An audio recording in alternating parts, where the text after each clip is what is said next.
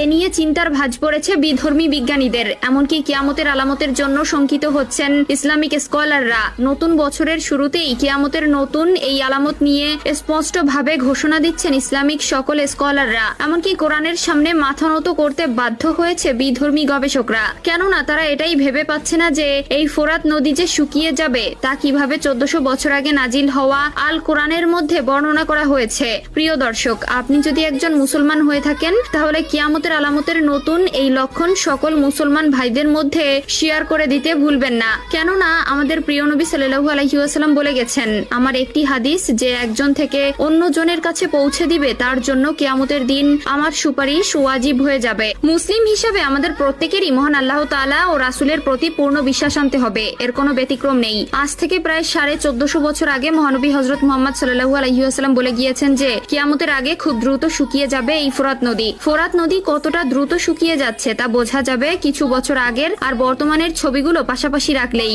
এই নদী শুকিয়ে যাওয়ার কারণ কি শুধু জলবায়ু পরিবর্তন বা বাঁধ নির্মাণে? ফোরাত নদী শুকিয়ে যাওয়া কেবল একটি পরিবেশগত সমস্যা নয়, বরং এটি ইসলামী বিশ্বাস অনুযায়ী কিয়ামতের একটি বড় আলামত। হযরত আবু হুরায়রা রাদিয়াল্লাহু তাআলা আনহু থেকে বর্ণিত, রাসূলুল্লাহ সাল্লাল্লাহু আলাইহি ওয়াসাল্লাম বলেছেন, কিয়ামত সংঘটিত হবে না যতক্ষণ না ফোরাত নদী শুকিয়ে যায় এবং তার মাঝখান থেকে একটি স্বর্ণের পাহাড় উন্মোচিত হয়। মানুষ এই স্বর্ণের জন্য যুদ্ধ করবে এবং প্রতি 100 জনের মধ্যে 99 জন মারা যাবে।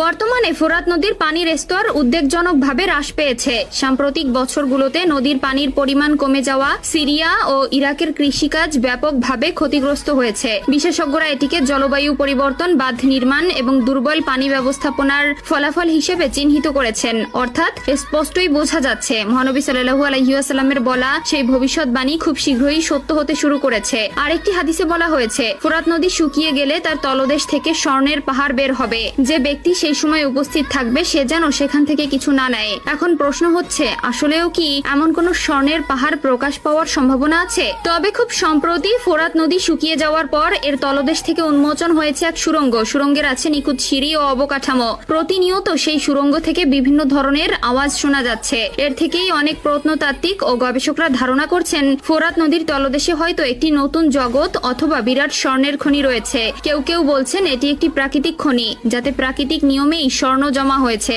আবার কারো মতে এটি প্রাচীন কোনো